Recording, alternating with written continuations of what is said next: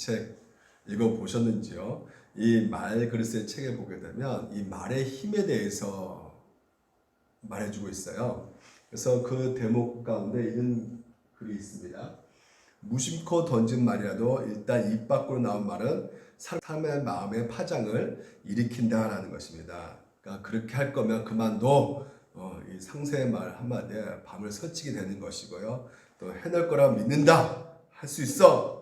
한마디에 또한 힘이 나서 팔을 걷어붙이고 열심히 일하게 된다는 것이죠. 그만큼 이 말이라는 것이 사람을 들었다 놨다 할 만큼 힘이 세다는 것입니다. 게다가 수명은 어찌나 긴지 잘 보이십니까?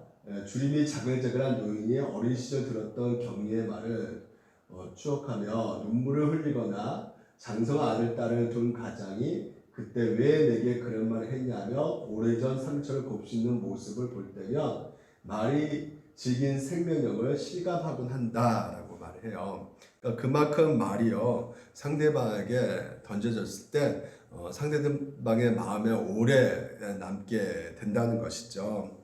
그래서 이 말 한마디가 무덤까지 갈 수가 있다는 것을 이 말 그릇에서 지금 이제 말을 해주고 있다고 생각이 들어요. 이 말의 위력이 얼마나 강한지 우리말 속담에 혀 아래 도끼 들었다 이 말 들어보셨습니까? 그만큼 말이 지닌 위험성과 폭력성을 우리 가운데 경고해주고 있는데요. 야고보서 3장 8절에 혀는 능히 우리가 제어할 힘이 없다고 말을 하고 있잖아요. 그러니까 이 말 한마디가 이 혀 밑에 도끼로 말미암아 수없이 많은 사람에게 그 도끼를 휘둘러 가지고요 다치게 할 수 있는 그런 파워가 있다라는 것을 지금 이제 보여주고 있다는 것이죠. 그래서 이 말의 중요성에 대해서 생각해 보니까 정말 이 한 가지 후회하는 것이 정말 좀 좋게 존댓말을 써야겠다. 그래서 우리 자녀들에게도 우리가 존댓말을 좀 쓸 필요가 있다는 생각도 이제 해보게 되었어요. 그래서 옛날로 다시 내가 지호 어렸을 때로 돌아가게 되면 왜 안 일어나십니까? 이렇게 말을 안 들으십니까? 죽고 싶습니까? 이렇게 예전에 그렇게 쓸 적이 없는데 이제는 좀 그렇게 쓰고 싶은 마음이 들기도 하고요. 제 아내한테도 다시 옛날로 결혼식장에 돌아가게 되면 그때부터 다시 한번 아내한테 존댓말을 그때는 좀 써야겠다는 생각을 저는 그런 생각을 해보기도 합니다. 그래서 이 성숙한 언어를 사용하기 위해서 그 감사의 말을 많이 해야 된다고 해요. 그러니까 감사의 말을 많이 해야 된다고 말을 하는데요. 그러니까 우리가 뭐 이렇게 추악한 뭐 더러운 말을 이렇게 어떻게 이게 습관이 되었기 때문에 참 힘들잖아요. 그래서 가만히 있는 것이 아니라 우리가 감사의 말을 계속 이렇게 하게 되면 어느 정도 이렇게 하다 보면 우리 안에 어떤 그 좋은 영향력이 생겨서 그만큼 좋은 말이 나올 수가 있게 된다고 말을 하고 있거든요. 그래서 이 감사하다는 말을 이게 굉장히 말 한마디가 파워가 있고 능력이 있다고 이제 말을 하고 있고요. 특별히 이제 여러분과 같이 이제 오늘 말씀 나누고 싶은 것은 이 설교인데 이 설교 같은 경우도 마찬가지입니다. 이 설교라는 것이 말 한마디가 얼마나 중요한지를 이 말 그릇의 책을 통해서 우리가 알 수가 있는 것이죠. 우리가 그 최근 정치적 행보를 한 그 목사 한 분이 문재인 정권 3년이면 대한민국 망한다 이것을 설교 시간에 늘 이렇게 했거든요. 그래서 성령께서 그렇게 말씀하셔가지고 했다. 시구선언문도 이렇게 성령께서 쓰게 하셔가 시구선언문 쓰게 했다. 썼다. 결국은 각종 망언을 해가지고 이제 감옥도 가기도 했는데 이분은 결국은 설교를 완전히 사유해 버려가지고요. 하나님의 말씀을 해석해서 그것을 잘 전하는 것이 설교인데 그렇게 하지 않고 이분이 자기의 정치적 견해를 설교의 가운데 전함으로 말미암아 많은 사람들에게 악한 영향을 줄 수 있게 된 것이죠. 그러니까 이렇게 설교를 사유하는 분들이 굉장히 종종 있어요.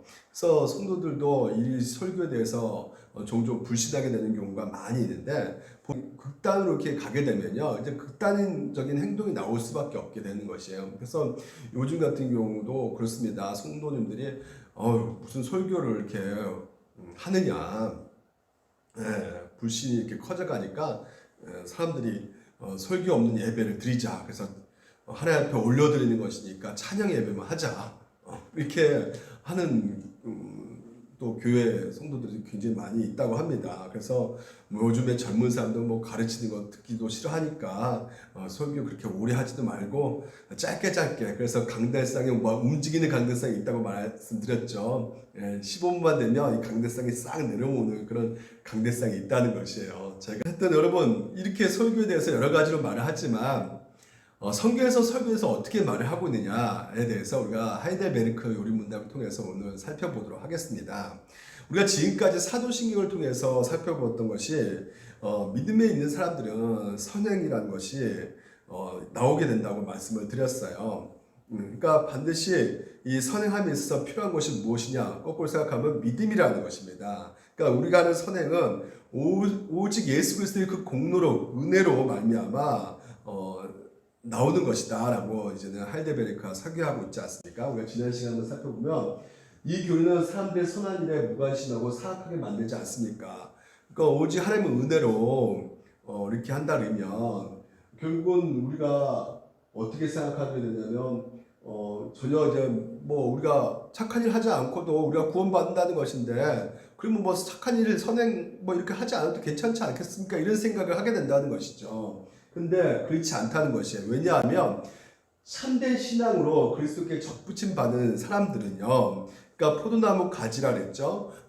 이게 접붙임 당하면요, 반드시 그 감사하는 그 열매를 맺을 수밖에 없다라고 말씀을 하이델베르크에서 하고 있단 말이죠. 그렇습니다. 우리가 단지 사고 나갈까봐, 안 좋은 일이 터질까봐, 사업이 망할까봐 우리가 하는 것이 아니라 오직 예수 그리스도 그 은혜로 우리가 구원받는 자로서 우리가 기꺼이 하나님의 예수 그리스도 접붙임을 입은 자로서 우리가 나올 수 있는 것은 이런 억지가 아니고 의무감도 아니고 진짜 기뻐하면서 감사하면서 자원하는 몸으로 나오는 그 신앙은 생활이라는 것이죠. 그래서 그렇기 때문에 반드시 뭐가 나올 수밖에 없다? 하나님 사랑 이웃사랑이기 때문에 이웃에는 그 사랑으로 선행이 당연히 나오는 것이다 라는 것을 우리가 지난 시간에 우리가 살펴보았던 것입니다. 그래서 65문에 보게 되면 오늘 우리가 오직 믿음으로만 그리스도와 그의 모든 은혜를 참하게 된다면 그런 믿음은 어디서 오는 것입니까? 라고 말하고 있어요. 그러니까 믿음이 어디서 오냐는 질문이에요. 그래서 이 믿음이 어디서 오냐? 바로 대답은 성령께로부터 온다고 대답을 하고 있는 것이죠. 그래서 이 하이델베르크에서 오늘 우리가 큰 원리를 한 가지 살펴볼 수 있는 것이 이겁니다. 먼저 처음에는 뭐냐면 성령께서 우리를 위하여 은덕을 베푸셨다는 것이에요. 그리고 그 은덕에 참여할 수 있는 방법이 바로 무엇이냐면 믿음이라는 것이고요. 그리고 이 믿음을 주신 분이 바로 누구냐면 바로 성령님이시라는 것이죠. 우리가 이신칭의 믿음으로 우리가 의롭게 하나님 앞에 여김을 받아야 되잖아요. 그러니까 믿음으로 의롭게 여김 받는데 그 의를 어떻게 우리가 받을 수 있느냐? 바로 예수 그리스도의 그 은덕 때문이라는 것이죠. 그래서 그 예수 그리스도 은덕이 필요한 것입니다. 그래서 이 은덕이 오늘도 우리 가운데 주어질 수 있기 위해서는 무슨 역사가 일어나야 되냐면 성령님의 역사가 일어나야 된다는 것이에요. 그래서 의로움을 우리가 받기 위해서는 이 모든 것이 같이 작용된다는 것이죠. 성부, 성자, 성령, 삼위일체 하나님께서 역사하셔야 되는 것이라는 것을 우리 가운데 보여주고 있는 것입니다. 그래서 65문에 그렇다면 오늘 우리 가운데 이 믿음이 주어져야 되는 것인데 이 믿음이 그러면 어떻게 주어지느냐?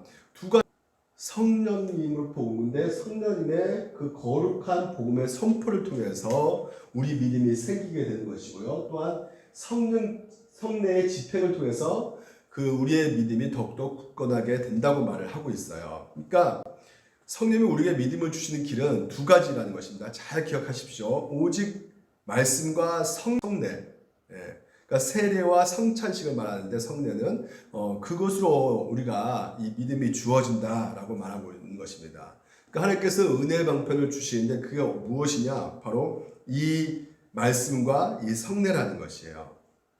그래서 오늘 이 하이델베르크 이것을 가지고 우리가 한 세 가지 특징을 우리가 한번 살펴보도록 하는데요. 첫 번째는 뭐냐면 은혜의 방편의 말씀과 성례는 성령 하나님의 역사이다라는 것입니다. 이게 많은 사람들이 생각하기에는 은혜를 주시는 그 방편이 여러 가지로 생각하는 경우가 많이 있거든요. 로마 카톨릭 같은 경우는 어떤 성례도 있겠지만 적어도 어떤 성직자를 통해서 은혜를 줄 수 있다고 생각하는 경우가 많이 있어요. 그래서 성직자가 스스로 은혜를 줄 수 있는 어떤 능력을 갖게 되고, 그것이 바로 뭐냐면 뭐 미사일이냐 고해성사 어떤 사제의 그 행위를 통해서 스스로 은혜를 끼칠 수 있다고 그들은 생각하고 있단 말이죠. 거기에 대해서 이제는 우리 개혁신앙은 그렇지 않다. 왜 말씀과 성례만이 은혜의 방편인가에 대해서 오직 하나님만이 우리에게 은혜를 줄 수 있는 분이기 때문에 그렇다는 것이에요.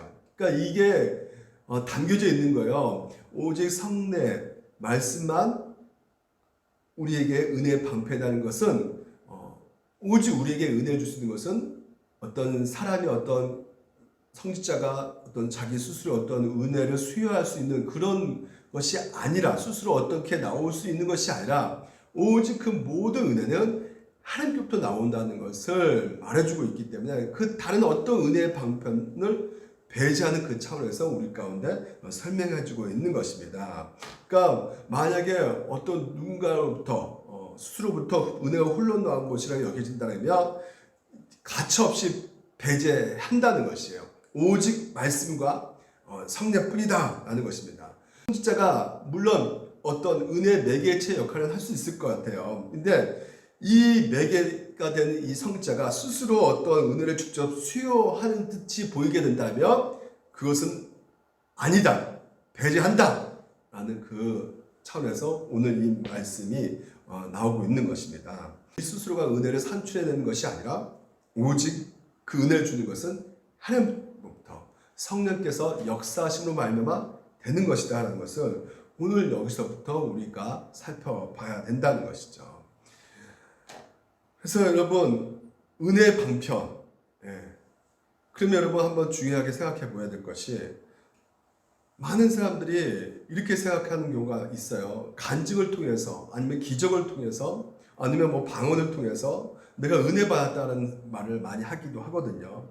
그러니까 어떤 권사님이 자기가 쭉 살아온 그 일들을 얘기함으로 말미암아 거기서 우리가 들으고, 아 그래요, 진짜 하나님의 역사하심이 정말 놀랍네요. 눈물 흘리면서 은혜 받았다 이렇게 얘기를 하는데요. 과연 그런 간증이 은혜의 방편이 될 수 있을까? 내가 기도했더니 애가 서울대 갔어. 그리고 내가 뭐 이렇게 했더니 헌금 많이 때문에 뭐가 하나님께서 또한 내 사업을 일으켰어. 여러 가지로 이렇게 말을 하지만 실제로 그 끝의 결말은 우리는 도무지 알 수 없거든요. 실제로 서울대 가는데 서울대 가서 교회에 안 다니고 예수 안 믿고 있다 그러면 그것이 결코 그게 은혜가 될 수가 있는 것이 아닌 것이죠. 그러니까 여러분, 은혜의 방편으로 주신 것이, 여러분 우리가 간증, 뭐 기적, 여러 가지로 뭐 아니면 찬양, 내가 감미로운 노래 부르면서 들으면서 나 은혜 받았어 이렇게 할 수 있겠지만요, 그것이 결코 우리에게 궁극적인 은혜를 주시는 방편이 아니고요. 나에게 믿음을 일으키는 것은 구조로 무엇이냐면 바로 말씀과 성례라는 것이에요. 그러니까 구원에 이르는 믿음은 어디서 비롯되느냐? 바로 이 하나님 주신 그 말씀을 통해서, 이 성례를 통해서 시작되는 것이라는 것을 우리가 알 수가 있는 것이에요. 그러니까 이 교리를 우리가 정확하게 우리가 여러분 가운데 받아들이지 않는다면요, 여러 가지 정체불명의 믿음이 우리를 속일 수가 있어요. 그러니까 교회에서도 말하는 그 믿음이라는 것이 굉장히 다양하게 존재하고 있거든요. 어떤 사람은 목사님 이렇게 안수했더니 내 안에 뭐 믿음이 생겼다고, 또 뭐 방언하니까 내 안에 또 믿음이 생겼다고, 또 어떤 간증 아까도 말처럼 들으니까 믿음이 생겼다고 이렇게 말을 하는데, 그래서 뭐 구원파에서도 간증하고 예배 시작하는 전에 또 신천지도 예배 시작하기 전에 간증하고 이렇게 간증을 한단 말이에요. 계속. 그러니까 설교하는 것보다도 그 성찬에 참여하는 것보다도 이런 것들을 통해서 듣니까 믿음이 더 강화된다, 믿음이 성장된다고 이렇게 생각하지만 결코 그렇지가 않다는 것이에요. 내가 이렇게 믿음이 성장하는 것은 이런 간증을 들었기 때문에 믿음이 성장하는 것 같아, 그거 강화되는 것 같아, 이렇게 생각할 수 있겠지만 보십시오. 놀라운 경험들, 신자들 마음속에 역사하시는 하나님의 사역을 강화시킬 수 있고 또 때로는 틀림없이 강화시킨다는 것이요. 이 체험 같은 것이요. 그러나 그것들은 결코 은혜의 방편이 아니다라는 것이죠. 왜냐하면 이와 같은 경험은 성령이 함께 역사하시는 하나님의 말씀에 비추어 해석될 때만이에요. 예. 그때 은혜의 방편을 제공하기 때문에 그렇다는 것입니다. 그러니까 여러분, 우리가 이런 간증일 때 우리가 삶의 활력을 느낀단 말이죠. 근데 궁극적으로 그 밑으로 들어가 보게 되면 결코 뭐 진공 상태, 말씀 없이 그냥 어떤 기적과 어떤 간증 이것으로 오늘 우리 가운데 은혜의 방편을 사용하시지 않는다는 것이에요. 그러니까 결국 그런 기적과 어떤 체험이 그리고 어떤 간증이 하나님께서 이끄는 도구가 될 수 있으려면 거기 안에 뭐가 들어가 있어야 되는 것이요? 말씀이라는 것이에요. 그러니까 간증이 우리 신앙을 강화하는 도구가 되는 그 이유는 바로 말씀을 통해서 우리 가운데 해석되어져 있기 때문에 그렇다는 것이죠. 우리에게 말씀이 심어져 있고 간증과 기적의 그 말씀의 부분을 움직였기 때문에 내 믿음이 강화되는 것이에요. 만약에 말씀의 해석 없이 그냥 간증과 기적만 우리에게 주어진다면 여러분 결코 우리를 그것들이 하나님을 앞에 데려가지 못한다는 것이죠. 저는 그런 것을 분명히 보았어요. 전에 제가 식당 주인 얘기했죠. 식당 주인분이 자기가 간증 집회 다 다녔다는 것이요. 10년 동안 열심히 간증 집회하고 붕괴도 다니고 여러 가지 체험액이 들었지만 저 불교 절에 갔더니 그들의 체험이 더 확실하고 더 많은 사람이 불교에 다니면서 체험했다고 하니까 자기는 이제는 불교로 자리를 옮겼다. 이렇게 말을 하고 있더라고요. 그러니까 여러분 우리 생각 가운데 간증이나 기적 믿음을 증진시켜 주는 것이라 생각할 수 있겠지만요. 근본적으로 우리 믿음을 증진시켜 주는 것은 오직 말씀과 성령임을 여러분들 꼭 기억하시기 바랍니다. 예. 이게 너무나 이 간증이 이런 것들이 너무나 이게 자극적이기 때문에 대단히 영향을 끼칠 수 있다고 생각하는 경우가 많이 있는데 여러분 주의하셔야 되는 것이에요. 제가 그것을 무시하고 그것을 터부시하는 것이 아닙니다.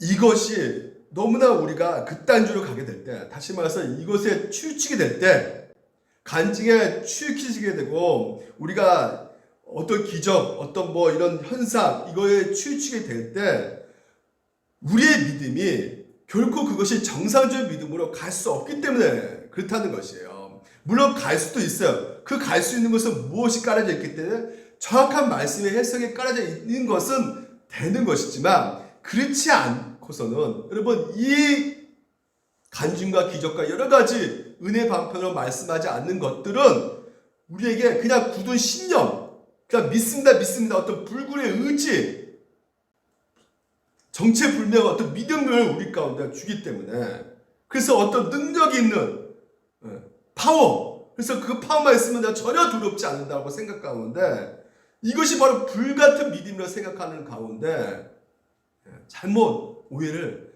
하고 있기 때문에 그렇단 말이에요. 믿음은 우리 인간 노력으로 얻을 수 있는 것이 아닙니다. 근데 만약에 간증 이런 것들을 가게 되면 우리 인간 노력으로 얻을 수 있다고 생각이 든단 말이죠. 그래서 그런 어떤 능력에 스스로 은혜를 끼칠 수 있다는 생각 가운데 많은 그 거짓 선지자들 말에 집중하고 그 사람을 포커스로 신앙생활을 하는 사람들이 늘어난단 말이에요. 결국 잘못된 신앙을, 잘못된 믿음을 갖게 된단 말이죠. 그 옛날에 홍해선 아시죠? 2014년 12월 14일인가요? 한국 전쟁이 일어난다. 왜 전쟁이 일어나냐? WCC의 세계교회협의회에 우리 한국이 가입했기 때문에 하나님께서 진노하셨다. 그래서 한국전쟁, 북한이 쳐들어온다. 전쟁이 난다. 그러니까 그럼 우리가 어떻게 합니까? 섬으로 도망가면 된다. 피할 길 없다. 도망가야 된다. 그래서 그 여자의 말 한마디에 사람들이 더욱더 확신이 없고 야 전쟁이 일어난다. 그러면서 엉뚱한 삶을 포기하고 그냥 섬으로 가버리는 일들이 벌어지지 않았습니까? 시간이 지났어요. 전쟁이 안 일어났어요. 왜 전쟁이 안 일어납니까? 물어봤더니 또 그 여자 말을 듣면서 하나님께서 이미 지금 땅굴 속에서 지금 현재 북한이 쳐들어와야 것을 보여줬었다. 무슨 땅굴에 북한이 쳐들어왔습니까? 그러니까 아무 일도 아니라면 또 물어보는 거죠. 왜 땅굴에 뭐 쳐들어왔다는데? 그때 나중에는 하나님께서 보류하셨다. 마음을 돌이키셨다. 하나님께서. 그러니까 계속 어떻게 해요? 사람을 의지하고 사람을 주목하고 사람의 말을 듣는다는 것이죠. 여러분, 이게 굉장히 무서운 것이에요. 그래서 이단의 교주들이 생기는 것입니다. 이단의 교주가 왜 그럴까요? 자기에게 스스로 은혜를 끼칠 수 있는 능력이 나온다고 생각하는 것이에요. 오직 성령 하나님께서 우리 가운데 믿음 주시는데 내가 믿음을 줄 수 있다고 생각하는 것이죠. 그래서 내가 능력 있고 내가 신령하니까 내가 기도를 얼마나 많이 하고 내가 많이 이렇게 봉사하고 헌신하기 때문에 하나님이 이렇게 능력 주십다. 그러니까 원인이 어디 있는 거예요? 내가 이렇게 하고 있기 때문에 하나님께서 주신 것이다라고 원인이 자기한테 있기 때문에 자기 자랑이 나오는 것이고 그 자랑 가운데 이제 하나의 교단을 만들게 되는 것이죠. 내가 교주다 하면서요. 여러분, 은혜는 우리 속에 나올 수가 없습니다. 바깥에서 우리를 구원시켜 주셔야 되는 것이에요. 그래서 믿음은 우리 자식에 비롯된 것이 아니라 하나님께서 믿음을 주실 때 비로소 믿음이 생기는 것이에요. 너희는 그 은혜로 인하여 믿음으로 말미암아 구원을 받았으니 이것은 너에게서 난 것이 아니요 뭐라고요? 하나님의 선물이다라는 것입니다. 믿음이 어디서 나오는 겁니까? 그렇죠. 성령님께서 오직 성령 하나님께서 역사하셔야지만이 오늘 우리 가운데 믿음이 역사가 일어난다는 것입니다. 그러니까 여러분 길을 가다가 어떤 상황 속에서 내가 말씀이 한 부분이 떠올라가지고 그 말씀 가운데 내 마음속에 감사가 밀려들어가지고 하나님 정말 감사합니다. 그러면서 내 신앙이 진진되었다면 궁극적으로 그런 삶의 그 상황이 나를 인도하는 것이 아니라 말씀이 나를 인도한 것이란 말이죠. 말씀이란 말이에요. 은혜의 방편을 주신 그 말씀이 역사하신 것이란 말이죠. 이 말씀. 그래서 여러분 깨달을 수 있는 것도 누가 역사하셔야 되는 것이에요? 성령님께서. 이 두 번째, 성령님께서 거룩한 복음 선포 말씀을 통해서 우리 믿음을 일으키신다는 것을 여러분 믿으셔야 됩니다. 하이데이베르 그는 이렇게 말합니다. 성령부터 옵니다. 성령님은 거룩한 복음의 선포를 통해서 우리 마음속에 믿음을 생기게 하신다는 것이에요. 거룩한 복음의 선포가요. 무슨 말이냐면 바로 설교라는 것이죠. 그러니까 성령님은 목회자의 그 설교를 사용하셔가지고 설교를 듣는 자의 마음 안에 믿음을 일으키신다는 것이에요. 그러니까 여러분 이것도 잘 들으셔야 돼요. 중요한 것은 이 거룩한 복음의 그 설교, 선포가요. 성령님이 사용한 수단이지 이게 믿음을 가져다는 자판기가 아니에요. 그러니까 성령께서 무엇을 사용하신다? 목회자의 그 말씀 설교를 사용하셔가지고 우리 마음의 믿음을 일으키신다는 것이지 그것이 막 믿음을 만들어내는 자판기는 아니란 말이죠. 그러니까 믿음 없는 사람이 믿음 가지고 있다고 막 설교 듣는다고 해서 이게 믿음이 생기는 것이 아니에요. 내가 믿어야지, 집중해야지, 믿어야지, 믿습니다 해가지고 자동적으로 믿어지는 것이 아닙니다. 성령께서 은혜를 주셔야지만 우리 안에 믿음이 생기는 것이에요. 자 보십시오. 내 말과 내 전도함이 설득력 있는 지혜의 말로 하지 아니하고 다만 성령의 나타나심과 능력으로 한다는 것이에요. 성령께서 역사하셔야 된다는 거죠. 너희 믿음이 사람의 지혜에 있지 아니하고 다만 하나님의 능력에 있게 하였노라 이렇게 말하고 있어요. 성령님의 역사인 것이죠. 우리가 구약 성경에 보면 여호수아 2장에 보게 되면요. 그 여리고성 이스라엘 백성들과 함께 하신 하나님의 그 소문이 들려졌단 말이죠. 다 들었단 말이에요. 자 보십시오. 말하되 여호와께서 이 땅을 너희에게 주실 줄을 내가 아노라. 우리가 너희들 심히 두려워하고 이 땅 주민들 다 너희 앞에 간대노나니 우리가 끝에 보면 우리가 들었습니다 이렇게 되어 있거든요. 우리가 다 들었다는 것이에요. 그러니까 여리고성 사람들, 여리고 왕들, 거기 있는 신하들, 주의관들 다 들었단 말이죠. 근데 들었지만 이 세상은 두 종류 사람이 있다 그랬죠. 제가 보이지 않는 하나님을 믿는 사람, 보이는 세상을 의지하고 믿는 사람 있다 그랬어요. 그 많은 사람들이 듣고 했었지만 궁극적으로 하나님과 관한 소문을 들었을 때 거기 믿는 사람은 누구밖에 없었다는 것이죠? 라합밖에 없었다는 것이에요. 예. 아무리 하나님에 대한 소문을 듣고 이거 지식이 쌓인다 할지라도요, 성령께서 역사하지 않으면요 안 된다는 것이죠. 들었어요, 사람들이. 근데 거기에 대한 반응을 보이는 사람은 라합밖에 없는 것입니다. 하찮고 별 볼일 없는 오히려 멸시받는 직을 가진 그 라합이요. 거기 유능한 사람들 굉장히 많잖아요. 서울대 뭐 연대 똑똑한 사람들 굉장히 많이 있었을 거 아니겠습니까? 여러분 근데 그 많은 사람 중에 천시받는 그 사람이 믿게 되었단 말이죠. 그러니까 이게 하나님의 은혜를 주셨기 때문에 이게 가능한 것이란 말이에요. 그러니까 오직 그 여자는 누구에게만 관심 있는 것이 하나님에게 관심 있게 되는 것이죠. 여호수가 모세가 어땠다는 전투력을 얼마 갖고 있는지 그거에 관심이 하나도 없고 오직 하나님께서 그 이스라엘 백성들의 그 출애굽 할 때 이끌어주신 그 하나님이라며 홍해를 가르신 그 하나님이라며 반드시 여리고성 문을 틀 수 있겠구나. 그 여리고성 가나안 땅을 모두 이스라엘 백성들 줄 수 있는 분이시겠구나라는 것을 믿게 되는 것이죠. 그래서 라합이 그런 상태에 있는데 세상의 믿음이 충만한 상태에서 이 여리고성 지도자가 지금 이제 정탐꾼 너 숨겨놨어 안 숨겨놨어 거짓말 너 죽여 그런 위기 가운데도 어떻게 해요? 자기 목숨 내놓을 판에 순교를 각오하고 끝까지 숨기지 않겠습니까? 그러니까 그 믿음이 어디까지 가는 거야? 순종까지 가는 거야. 순교할 각오로 숨겨준단 말이에요. 정탐꾼을요. 그래서 이게 바로 믿음이라는 것이죠. 믿음은 누구로부터 나온다? 바로 하나님께서 주셔야 된다는 거예요. 그래서 선물이라는 것입니다. 선물이에요.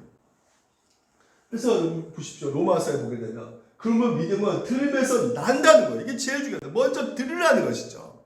듣지 않고서 믿음이 생길 수가 없는 것이에요. 들어야 됩니다. 근데 그 들음이 무엇이에요? 그리스도의 말씀을 들어야 된다는 것이죠. 그러니까 믿음은 교육으로부터 물론 교육도 말씀 드려야죠. 믿음은 들으면서 나는데 마태복음 13장에 이렇게 말합니다.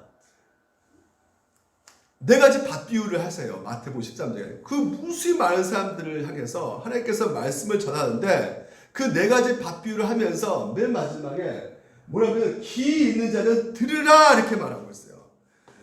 그러니까 말씀을 그냥 단순하게 귀로 이렇게 듣는 것이 아니란 말이죠. 씨 뿌린 비유처럼 여러분 마지막 밭이 무엇입니까? 옥토밭이죠. 그래서 30배, 60배, 100배 결실 맺는 밭이잖아요. 그러니까 결국은 성령께서 이 들을 길을 주신 자만이 30배, 60배, 100배를 맺을 수 있고 그 자가 바로 제대로 된 믿음을 가질 수 있다는 것이죠. 그러니까 성령께서 이 길을 열어주지 않으면 들을 수가 없다는 것입니다. 암만 말을 많이 듣는다 할지라도 성령께서 내 안에서 역사해 주지 않으면 들을 수가 없다는 것이에요. 그래서 여러분 우리가 그렇지 않습니까? 저도 옛날에 목사님 말씀 하나도 안 들려오는데 진짜 막 목사님 호통치고 막 소리 지르고 막 이것만 생각만 들었는데 어느 순간에 그렇게 호통치고 막 그냥 강하게 그냥 얘기하신 말씀이 그냥 내 속마음을 막 뒤집어 엎을 때가 한두 번이 아니었어요. 그러니까 평소와 다를 바가 없는 그 설교가 어느 순간에 내 영혼을 손도이채 밑바닥부터 쥐고 흔들어버리는 나를 완전히 발칵 뒤집어버리는 그런 권능의 말씀이 되더라 이거죠.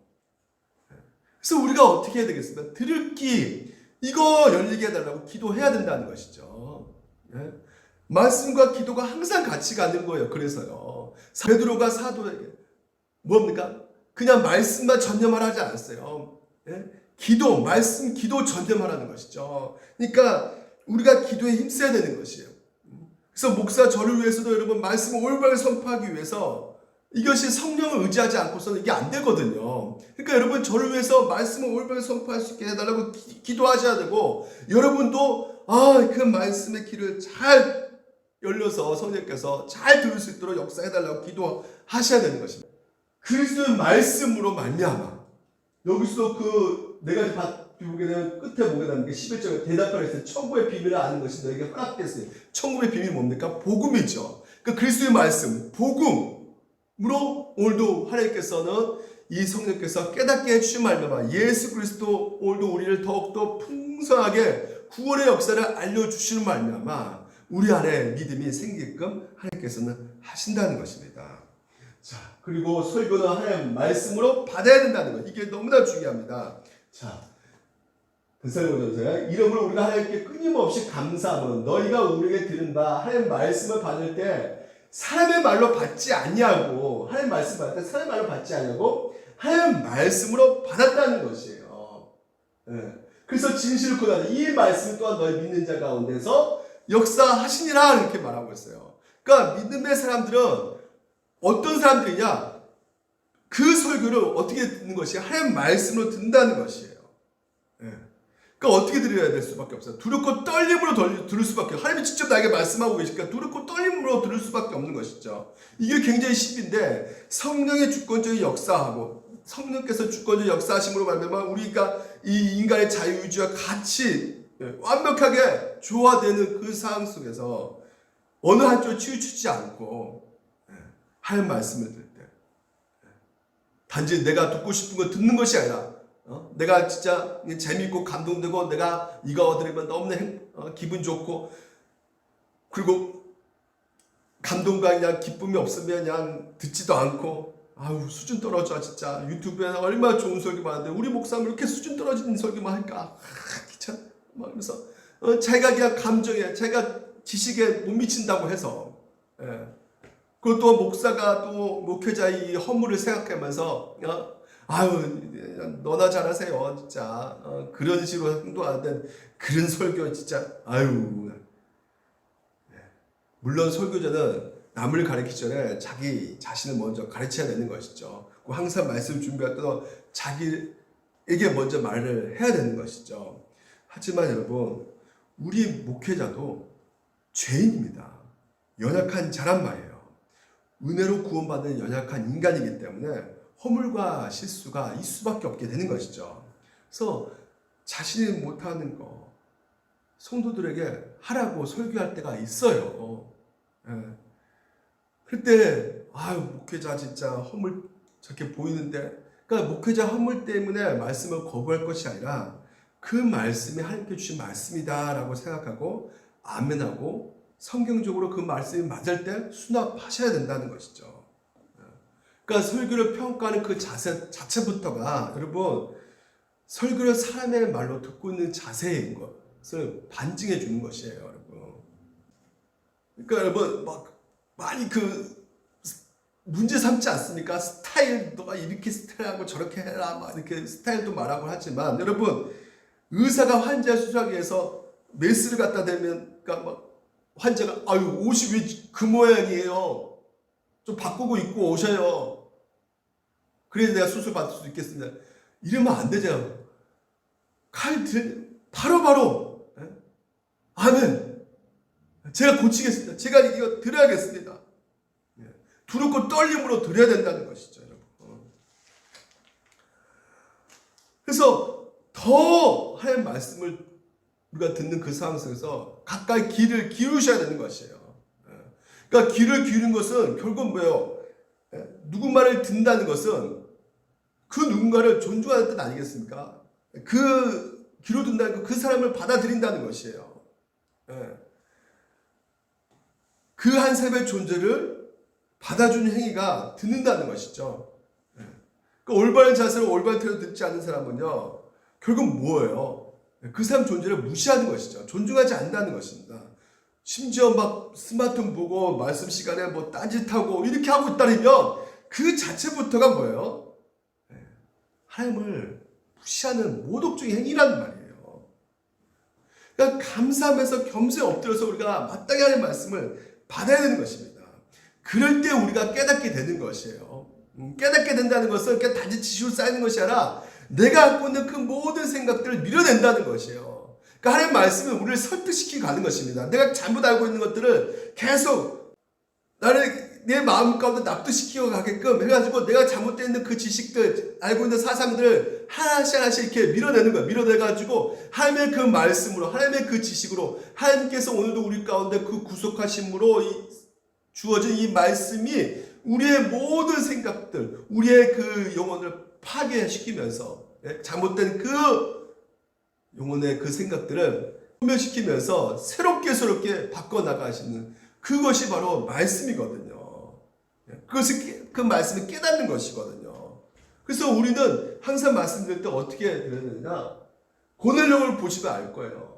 내가 곧 당신에게 사람을 보내었는데 오셨으니 잘하느라 이제 오늘 주께서 당신에게 명하신 모든 것을 듣고자 하여 어디 앞에 섰다는 것이요. 베드로가 초라한 행세하고 있는 이 베드로 앞에 섰는데 뭐라 말하고 있습니까? 베드로 앞에 섰는데 하나님 앞에 섰다 이렇게 말을 하고 있단 말이죠. 그래서 말그릇에 아까 그 책에서 이걸 보게 되면 사람들은 저마다 말을 담는 그릇을 하나씩 가지고 있다는 것이에요. 근데 그 크기에 따라서 말의 수준과 관계의 깊이가 달라진다고 말하고 있습니다. 그 수준에 따라서. 그러니까 각자 수준이 다 다른 거예요. 그릇이 다 다른 것이에요. 그래서 작은 말 그릇은, 그릇이 작은 사람은 말을 담을 공간이 없는 거예요. 그래서 말을 쉽게 흘러넘치고 불필요한 말을 많이 하게 된다는 거고요. 큰 말 그릇은 많은 말을 담을 수 있게 된다는 것이죠. 그래서 담은 말이 쉽게 새어나가지 않게 한다는 것이죠. 잘 간직고 잘 새긴다는 것이죠. 그 필요한 말을 골라내서 한다는 것이에요. 말 막 하는 것이 아니라 이게 큰 말 그릇이라는 것이에요. 그래서 사람은 자신의 품만큼 말을 채운다는 것입니다. 자기의 품만큼. 그래서 말 그릇이 큰 사람들은 공간이 충분해서 다른 사람의 말을 끝까지 듣고 받아들이지만 조급하게 야박하게 굴지 않아도 되기 때문에 그게 아니라 너는 모르겠지만 내 말 좀 들어봐 하면서 상대방을 자르고 끼어들지 않는다는 것이에요. 오히려 그랬구나, 더 말해봐, 너 생각은 어때? 라고 하면서 상대방의 입을 더 열게 만들고 그것이 상대방의 불안감을 낮추고 마음을 열게 만든다는 것입니다. 그래서 사람들은 말그릇이 큰 사람과 대화할 때 편함을 느낀다고 이 말그릇의 책에서 말을 해주고 있거든요. 그렇습니다. 한 말씀, 이 설교자를 통해서 말씀이 선포되어졌을 때 여러분 우리가 어떻게 들어야 될지를 우리가 이 책에서도 조금씩 보여주고 있는 것 같아요. 디다케 초대교회 문헌 가운데 이렇게 말합니다. 하나님의 말씀을 설교하는 일을 밤낮으로 기억하고 그를 주님처럼 존경해라. 주님의 주권이 설교되는 자리에 바로 주님이 계시기 때문에 그렇다 하는 것이에요. 하나님 앞에 섰다 그랬죠. 아까 말씀 베드로 앞에서 설교단은 주님의 주권이 뭐라고요? 머무는 자리다라는 것이에요.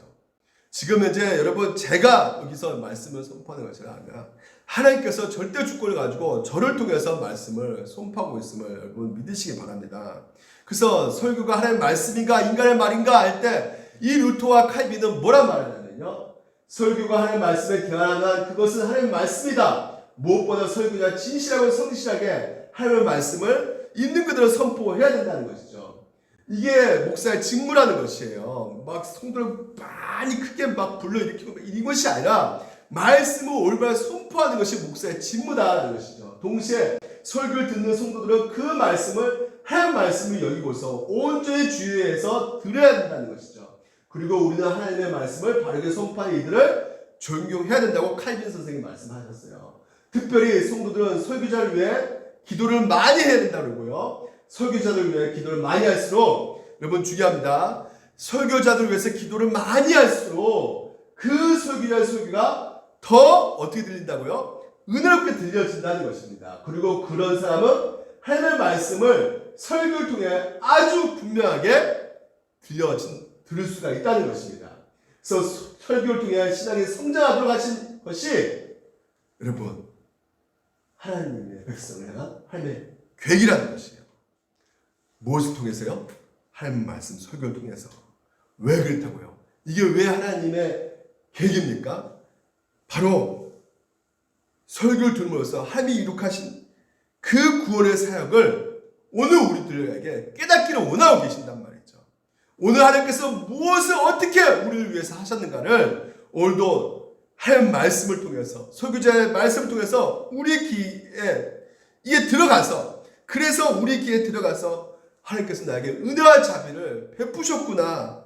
그 베푸신 은혜에 우리에게 있어서 하나님은 절대 내가 놓치지 말아야지. 그 믿음을 일으키게 하시고 궁극적으로 무엇보다도 하나님의 그 사랑을 이 말씀을 통해서 풍성하게 누리게 되기 때문에 우리가 앞으로의 신앙생활도 넉넉히 승리하며 걸어갈 수가 있게 되는 것이죠. 그래서 여러분, 교회 다녀왔습니까? 네, 교회 다녀왔죠. 설교 말씀 뭐였습니까? 모르겠는데요. 네. 예배 제대로 들은 걸까요? 여러분, 할 말씀 늘 잘 들으시고, 그래서 여러분 영혼 가운데 하나님이 그 말씀을 또 믿음 주시기에 그 말씀을 선포하는 저를 위해서 기도해 주시고, 또한 그 말씀을 들을 수 있는 귀가 열리지게 해달라고 기도하시는 여러분 되시기를 주님으로 축원드립니다. 기도하겠습니다.